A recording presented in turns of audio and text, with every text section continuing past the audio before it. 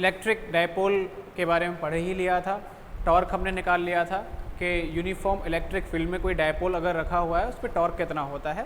तो टॉर्क एक बार मैं फॉर्मूला बता देता हूँ। तो टॉर्क का फॉर्मूला आ रहा था हमारा tau is equal to P E sine theta के बराबर था।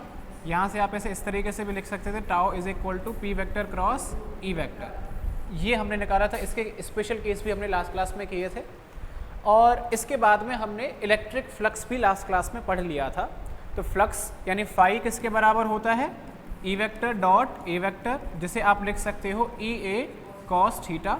और इलेक्ट्रिक फ्लक्स निकालने का तरीका जो स्पेशल केसेस थे वो भी हमने किए थे कि इलेक्ट्रिक फ्लक्स कहाँ पे मैक्सिमम होता है, कहाँ पे मिनिमम होता है, कब ज़ीरो होता है, ये सारी चीज़ें हमने की थी। तो स्पेशल केसेस में मेन चीज़ ये है कि इलेक्ट्रिक फ्लक्स पॉजिटिव भी हो सकता है, ज़ीरो भी हो सकता है, नेगेटिव भी हो सकता है। अगर इलेक्ट्रिक फील्ड लाइंस किसी सरफेस से बाहर की तरफ जा रही हैं तो फ्लक्स को आप पॉजिटिव साइन के साथ में लोगे, और अगर उसके अंदर जा रही हैं तो उसे नेगेटिव साइन के साथ में हम लेते हैं। तो टॉर्क के ऊपर और फ्लक्स के ऊपर कुछ क्वेश्चंस हैं, उन क्वेश्चंस को हम डिस्कस कर रहे हैं। तो पहला क्वेश्चन देखो क्या है, an electric dipole consist of two opposite charges of magnitude 1 microcoulomb. तो 1 माइक्रोकूलम का चार्ज है, यानी क्यू की वैल्यू आपको दे दी गई है 1 माइक्रोकूलम, ठीक है। अब अपोजिट चार्ज तो होंगे ही होंगे, अगर डायपोल दे रखा है एक प्लस क्यू होगा एक माइनस क्यू होता है, यानी एक प्लस 1 माइक्रोकूलम होगा और एक माइनस 1 माइक्रोकूलम होगा। जो माइक्रोकूलम दे रखा है इसको आप किस में चेंज कर सकते हो, कूलम में चेंज कर सकते हो। तो एक माइक्रोकूलम में कितने कूलम आ जाएंगे भाई, 10⁻⁻⁶ कूलम निकल के आ जाएगा, ठीक है। अच्छा, separated by A distance of 2 centimetre, तो दोनों के बीच की डिस्टेंस कितनी दे रखी है, 2 सेंटीमीटर दे रखी है, यानी डिस्टेंस को हम 2L से रिप्रेजेंट करते हैं डायपोल के लिए। तो 2L किसके बराबर दे दिया हमें, 2 सेंटीमीटर। सेंटीमीटर को किस में बदलना पड़ेगा, मीटर में, यानी 2 × 10⁻⁻² किस में आ जाएगा, ये मीटर में आ गया है, ठीक है। The dipole is placed in an electric field, E की वैल्यू आपको दे दी गई है, ई की वैल्यू कितनी है 10⁻⁻5 वोल्ट पर मीटर, ये हमें इलेक्ट्रिक फील्ड की वैल्यू दे दी है। The maximum torque that the field exerts on the dipole is, तो मैक्सिमम टॉर्क हमें पूछा गया है कितना होगा। तो सबसे पहला काम क्या होता है कि जो हमें चीज़ें गिवन होती हैं, क्वेश्चन में जो गिवन होती हैं उनको आप 1 बाय 1 लिखो। फिजिक्स में जितने भी न्यूमेरिकल्स हैं या केमिस्ट्री में जितने भी न्यूमेरिकल्स हैं उन्हें सॉल्व करने का सबसे आसान सा तरीका यही होता है कि जो चीज़ें हमें गिवन होती हैं क्वेश्चन में उन्हें 1 बाय 1 आप नोट करो, लिखो। और लिखने के बाद में जो पूछा है उसे देखो, यानी टाउ मैक्सिमम आपसे पूछा है तो फॉर्मूला देखो कि इनके बीच में क्या फॉर्मूला होता है, तुरंत वैल्यू पुट करके आंसर निकल के आ जाएगा। तो टॉर्क की वैल्यू हम जानते हैं, पहले मैं फॉर्मूला बता देता हूँ। तो टॉर्क किसके बराबर होता है भाई, पी ई साइन थीटा के बराबर होता है। अगर आपको मैक्सिमम टॉर्क चाहिए तो मैक्सिमम टॉर्क के लिए साइन थीटा की वैल्यू कितनी हो जाती है भाई, +1 हो जाती है। तो अगर आपने +1 पुट कर दिया तो ये मैक्सिमम मिल जाएगा। तो टॉर्क मैक्सिमम बराबर आ जाएगा पी ई के बराबर, कितना आ जाएगा, पी ई के बराबर। और P किसके बराबर होता है, इलेक्ट्रिक डायपोल मोमेंट P बराबर होता है Q × 2L। तो टॉर्क मैक्सिमम अगर आपको निकालना है तो ये आ जाएगा आपका Q × 2L, Q × 2L into में E, वैल्यू पुट कर देते हैं। तो चार्ज कितना दे रखा है 10⁻⁻⁶, डिस्टेंस सेपरेशन कितना है 2 × 10⁻⁻², और इलेक्ट्रिक फील्ड इंटेंसिटी की वैल्यू कितनी है 10⁻⁻⁵। इसे सॉल्व करना है तो 2 × -6 - 2 कितना हो जाएगा -8, और 5 कितना हो जाएगा -13। तो ऐसा कुछ आंसर आ रहा होगा न्यूटन इंटू मीटर में। तो मैक्सिमम टॉर्क ये आ रहा है। तो कौन सा ऑप्शन दिख रहा है भाई, दूसरा ऑप्शन है। तो दूसरा ऑप्शन हमारा सही आ जाएगा, ठीक है। तो जो चीज़ें गिवन हैं उन्हें लिख लो, जो पूछा है उस फॉर्मूले को देखो। मैक्सिमम अगर पूछा हुआ है, मैक्सिमम का मतलब है साइन थीटा की मैक्सिमम वैल्यू कितनी होती है, +1 होती है। कॉस थीटा की मैक्सिमम वैल्यू कितनी होती है, +1 होती है। साइन थीटा और कॉस थीटा की मिनिमम वैल्यू कितनी होती है, -1। तो आप हमेशा याद रखेंगे कि साइन थीटा और कॉस थीटा की मैक्सिमम वैल्यू तो कितनी होती है भाई, +1, और मिनिमम वैल्यू कितनी होती है, -1।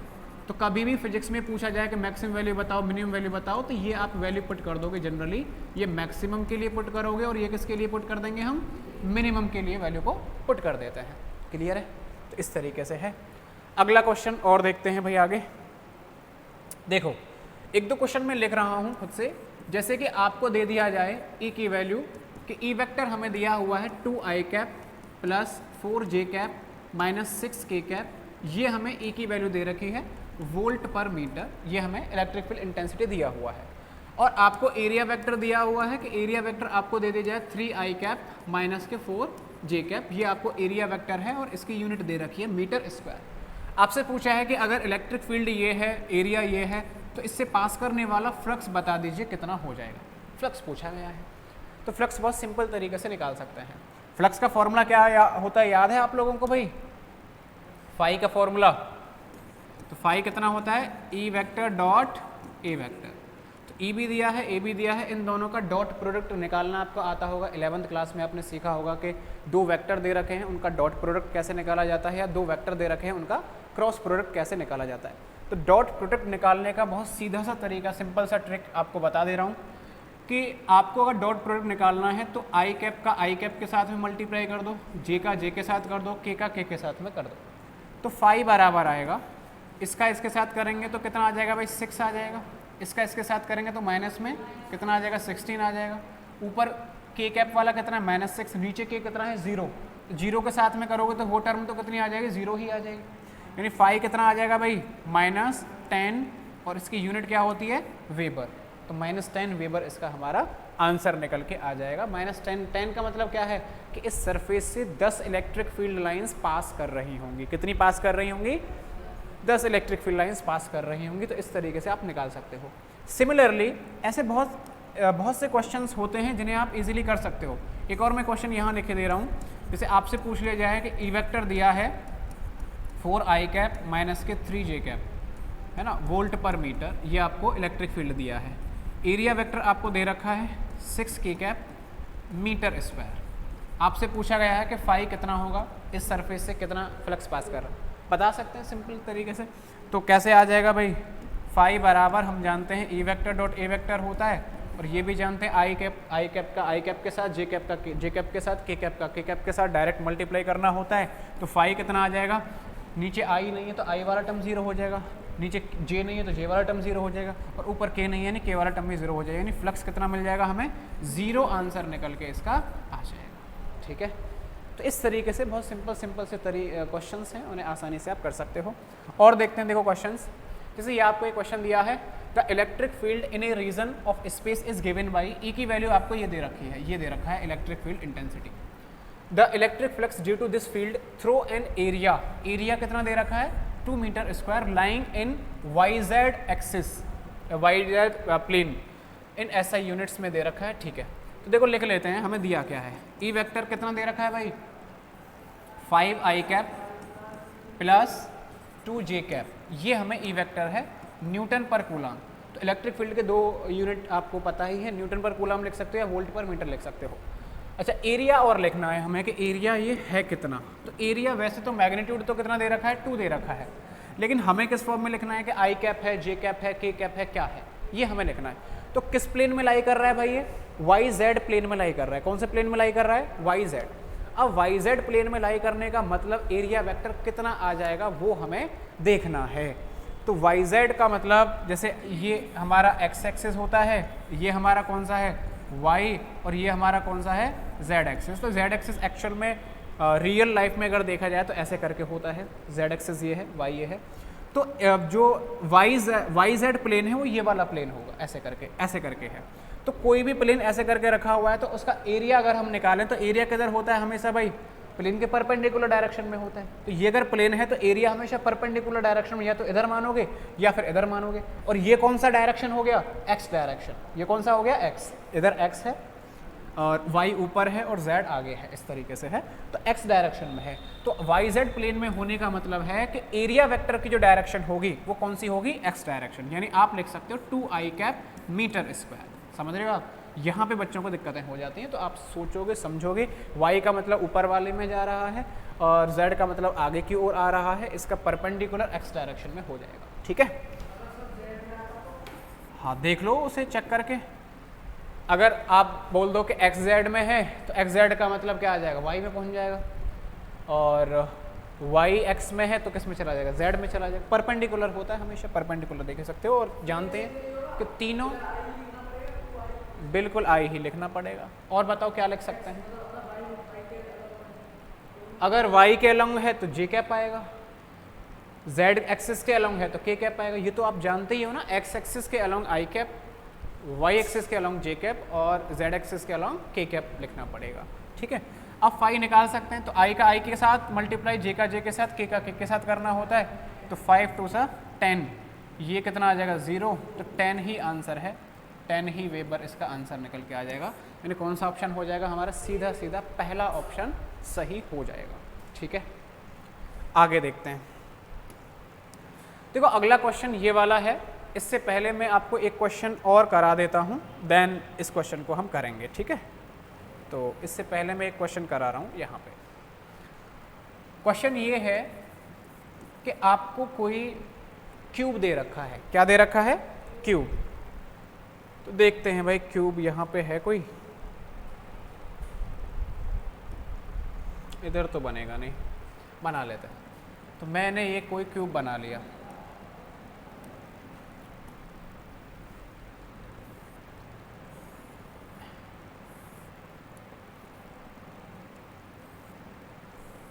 अच्छा क्वेश्चन है, ध्यान से देखना, सीबीएसई ने कई बार ये क्वेश्चन पूछा हुआ है।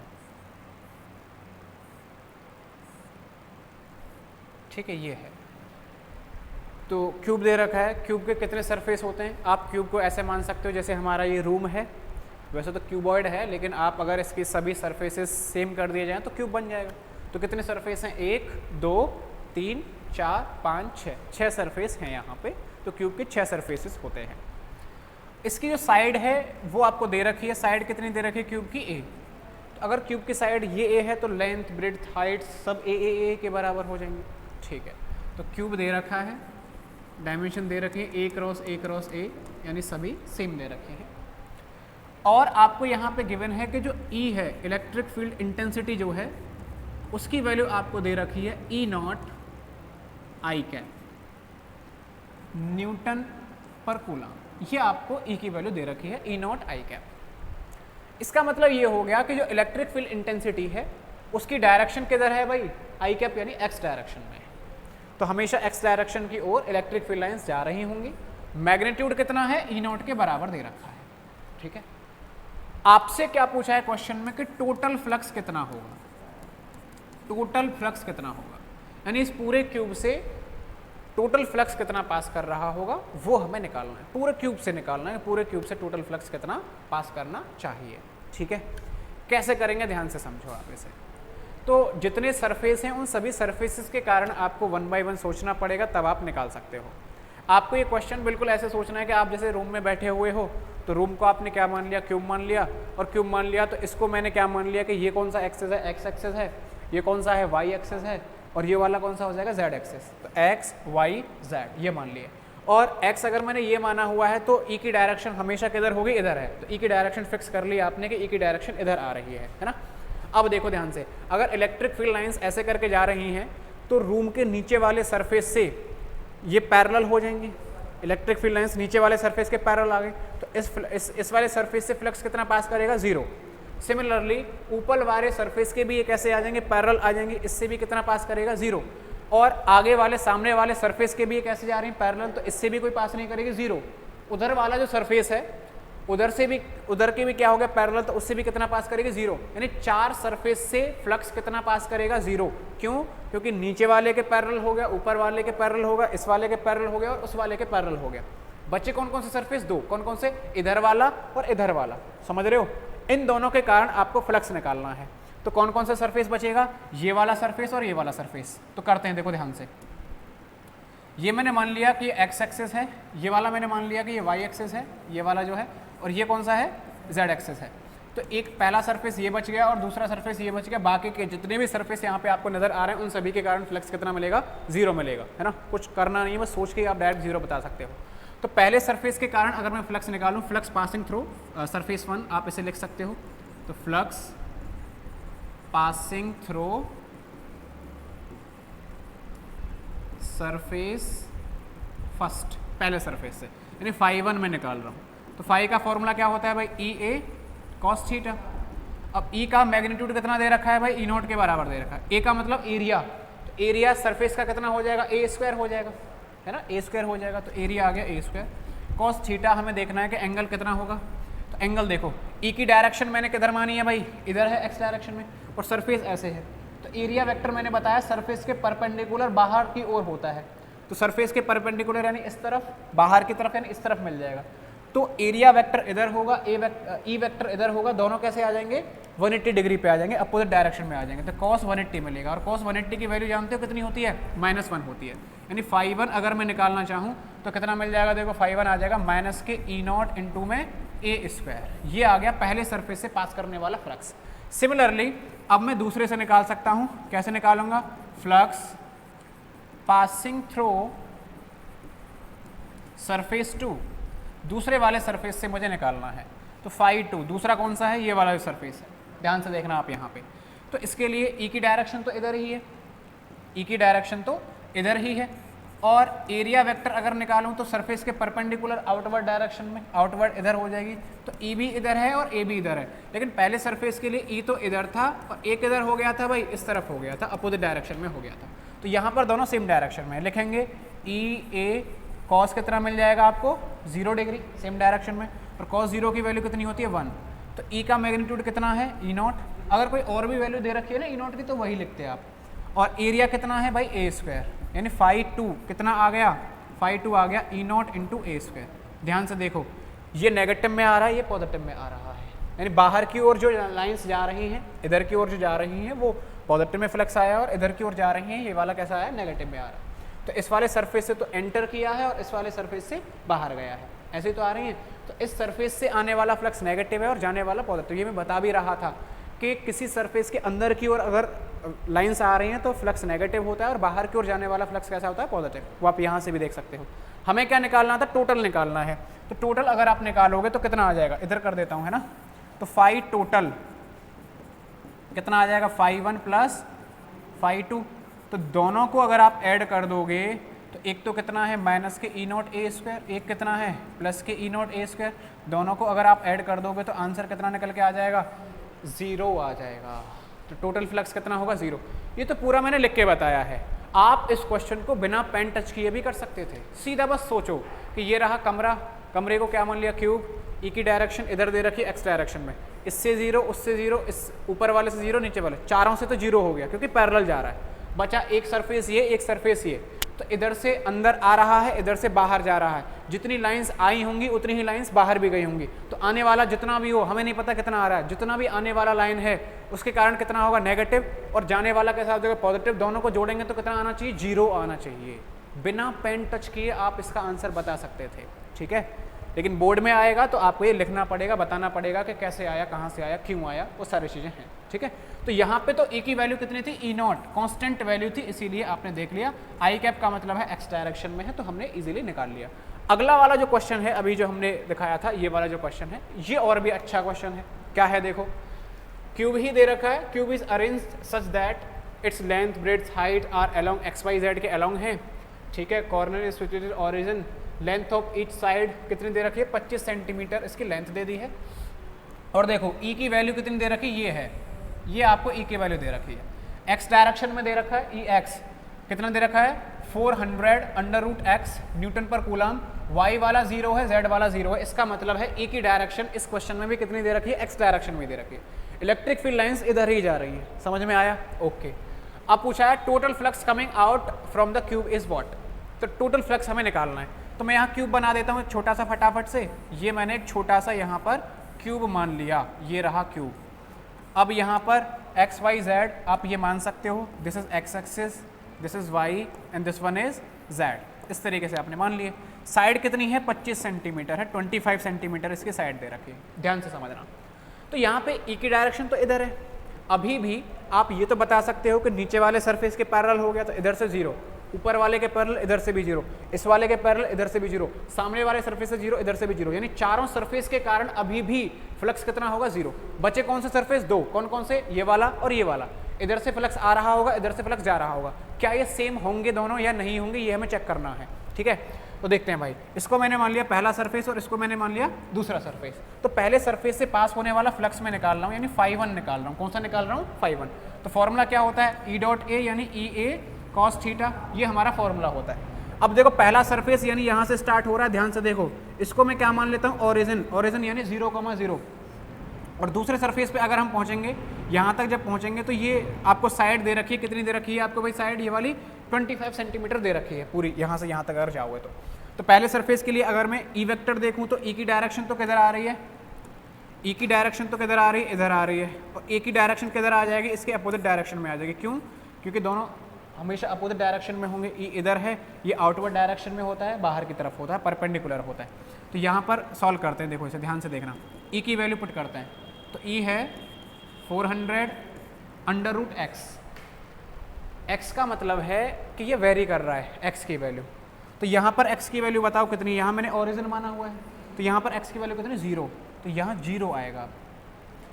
इनटू में क्या आएगा, ए कितना आएगा भाई, ए स्क्वायर यानी साइड का स्क्वायर, ए कितना दे रखा है आपको 25, तो 25 का क्या लिख दोगे आप, स्क्वायर लिख दोगे, इंटू कॉस थीटा, एंगल कितना है वहाँ पे भाई 180 है, तो ये -1, कुछ भी हो ये अगर 0 से मल्टीप्लाई किया जा रहा तो ये पूरा 0, 0 इंटू 0 0, 0 इंटू 0 0, यानी 5 की वैल्यू तो कितनी आ गई, 0। तो पहले फ्लक्स से पास करने, पहले सरफेस से पास करने वाला जो फ्लक्स है वो कितना आएगा, 0। क्यों आया 0? क्योंकि पहले के लिए x की वैल्यू 0 है, यानी पहले सरफेस पे e की वैल्यू कितनी आ जाएगी, 0।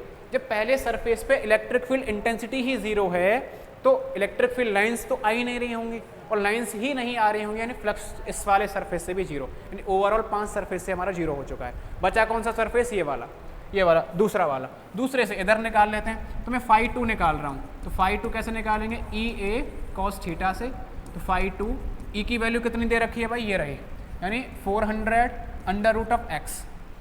दूसरे सरफेस पे अगर हम चले जाएंगे यहाँ से यहाँ तक तो ये डिस्टेंस कितनी हो जाएगी भाई, 25 सेंटीमीटर, 25 दे रखा है ना, 25 सेंटीमीटर है, तो यहाँ कितना पुट कर देंगे 25। एरिया कितना लिखेंगे 25 का स्क्वायर, और एंगल कितना है 0 डिग्री। क्यों है 0 डिग्री?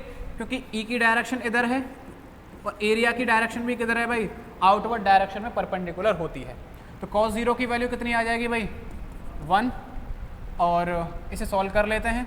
तो phi 2 is equal to 400 into में 5 इंटू में, ठीक है, ये सॉल्व करना है भाई, देखो कितना आ रहा है, ऐसा कुछ है क्या। अच्छा यूनिट को और देख लो भाई, यूनिट का यहाँ पे है, ये किस में दे रखा है आपको, सेंटीमीटर में दे रखा है, तो सेंटीमीटर को किस में बदलना पड़ेगा, मीटर में बदलना पड़ेगा। तो सेंटीमीटर को अगर मीटर में बदलना पड़ेगा तो इसको आपको मल्टीप्लाई करना पड़ेगा। ध्यान से देखो यहाँ पे, जैसे ही मैंने 25 पुट कर दिया है, इसे दोबारा से देख लेते हैं ना, एक बार दोबारा से देखो। तो 25 इंटू में कितना आ जाएगा, 10 की पावर -2, ठीक है, और एरिया की जगह कितना आ जाएगा 25 इंटू 10 टू द पावर -2 का स्क्वायर, और इंटू में cos 0 डिग्री आएगा। cos 0 डिग्री की वैल्यू कितनी होती है, 1 होती है। तो यूनिट का थोड़ा सा ध्यान रखना है, बाकी आ ही जाएगा फिर तो आंसर। तो ये आ जाएगा 5 इंटू 10 टू द पावर -1, और ये आ जाएगा 625 इंटू 10 टू द पावर -4। अब इसे सॉल्व करना है, हमें कितना मिलेगा, तो 5 चौक 20, 2000, ऐसा कुछ आ रहा है ना। इसका मल्टीप्लाई करेंगे कितना आ रहा है,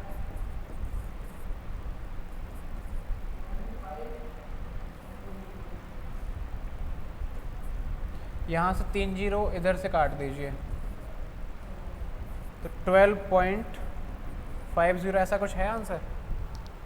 तो 12.5 ये वाला आ जाएगा, ठीक है, वेबर। इस तरीके से हम निकाल सकते हैं, ठीक है। तो जो 25 सेंटीमीटर है उसे मीटर में बदलना पड़ेगा, बाकी सारी चीज़ें सेम ही है। तो अच्छा क्वेश्चन है। आप देखो पिछले वाला जो क्वेश्चन था ना, पिछले वाले क्वेश्चन में हमने ई की वैल्यू कांस्टेंट मानी हुई थी, ई नॉट, एक्स के साथ वो वेरी नहीं कर रहा था, हर जगह सेम था। लेकिन यहाँ पे इस क्वेश्चन में ई कैसा कर रहा है, वेरी कर रहा है, ये वेरिएबल है। कैसा है, वेरिएबल। अलग अलग एक्स डायरेक्शन में जाओगे तो ई की वैल्यू बदल रही है। तो पहले वाले पे तो 0 आ जाएगी, दूसरे वाले पे यहाँ 25 लगाना पड़ेगा। तो इसीलिए यहाँ पर नेट फ्लक्स किसके बराबर आ जाएगा, इसी के बराबर हमारा आ जाएगा, टोटल फ्लक्स ये है।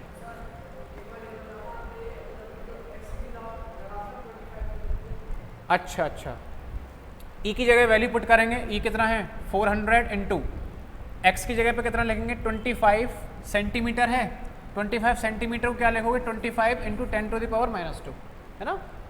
दूसरे वाले सरफेस पे ये 25 सेंटीमीटर है, 25 सेंटीमीटर को मीटर में बदलने के लिए कितना आ जाएगा 25 इंटू 10⁻²। तो ई की जगह हमने पुट किया है ये वाला जो फार्मूला है। ए कितना है, ए स्क्वायर होता है, ए की वैल्यू कितनी है 25 इंटू 10⁻², उसका स्क्वायर कर दिया है, सॉल्व करेंगे ये आंसर आ जाएगा। ठीक है, इस तरीके से कर सकते हैं। तो नोट कर लो आज की जो क्लास है हमारी ये पूरी, ठीक है, यहाँ से की है, तो क्वेश्चंस किए हैं ना, लिख लीजिए आप।